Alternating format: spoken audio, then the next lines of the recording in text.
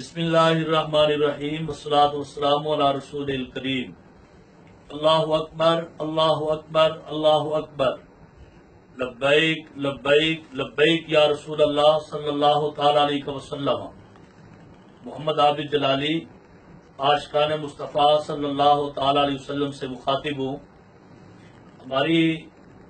نام نہاد لسانی پیر سے جو بات چل رہی ہے اس میں آج 12 مئی ہو چکی ہے۔ 19 اپریل کو ان کا وفد یہاں مرکز اہل سنت میں میرے پاس آیا تھا اور طے یہ ہوا تھا کہ 10 دنوں کے اندر وہ اپنے پیر سے مشاورت کر کے مجھے بتائیں گے کہ کون سے دن میں وہ لاہور کے اندر ہمارے سامنے بیٹھیں گے اور آمنے سامنے بیٹھ کے بات چیت ہوگی۔ تو بعد میں جب ہم نے فون کیا تو انہوں نے ٹال مٹول کرنے کی کوشش کی۔ میں نے یہیں پہ ان کو کہا تھا کہ آپ اس وعدے کو نبھا نہیں سکیں گے،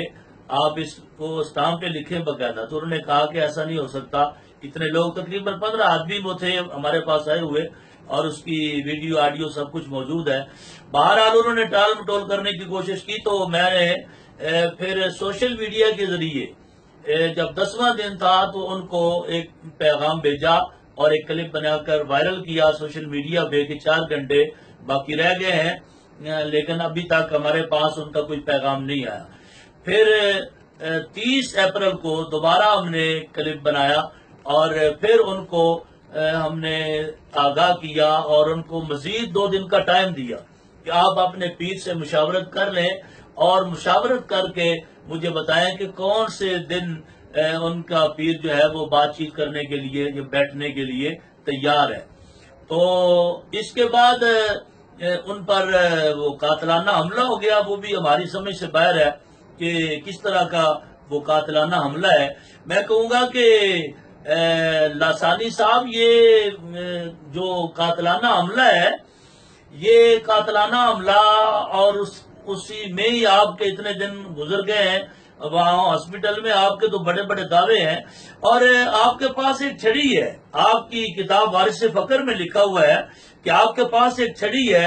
آقا علیہ الصلوۃ والتسلیم نے آپ کو دی ہے معاذ اللہ آپ کے بقول، اور آپ نے کہا کہ نبی پاک صلی اللہ تعالی علیہ وسلم نے فرمایا تھا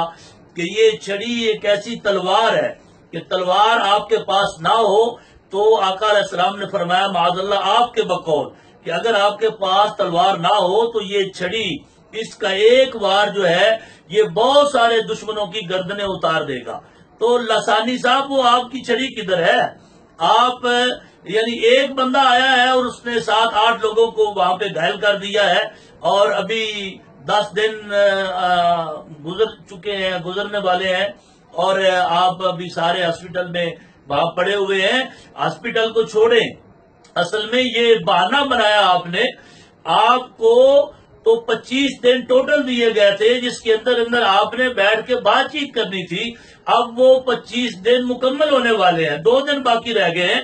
آپ ہاسپٹل کو چھوڑیں، آپ نے جو باتیں کی ہیں، کتاب میں جو کچھ لکھا ہے اور آپ کے ویڈیوز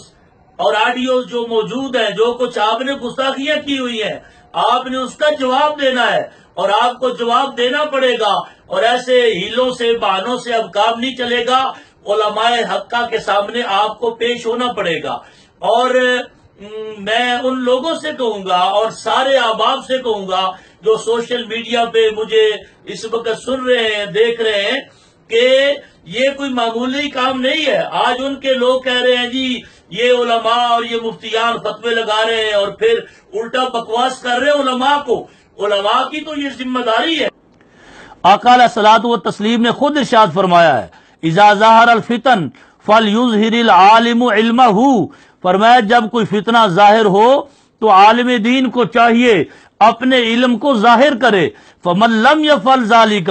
فعلیہ لعنۃ اللہ والملائکۃ والناس اجمعین، فرمایا جو عالم دین اپنی یہ ڈیوٹی انجام نہیں دے گا، آقا علیہ السلام نے فرمایا اس پر اللہ کی لعنت ہو، اس پر ملائکہ کی لعنت ہو، اس پر جمیع انسانوں کی لعنت ہو۔ تو یہ تو بہت بڑی ذمہ داری ہے آقا علیہ السلام کی طرف سے ایک عالم دین کی، اور اتنی وعید فرمائی ہے، فرمایا لا يقبل اللہ صرفا وعدلا، جو عالم دین اپنی اس ڈیوٹی کو سر انجام نہیں دے گا، فرمایا اللہ نہ اس کا فرض قبول فرمائے گا نہ اس کا نفل قبول فرمائے گا۔ تو میں کہوں گا ان لوگوں سے جو اس نام نہاد پیر کے مرید بنے ہوئے ہیں اور اس کے ساتھ لپٹے ہوئے ہیں، کہ وہ بجائے اس کے کہ علماء حقہ کے خلاف زبان کھولیں،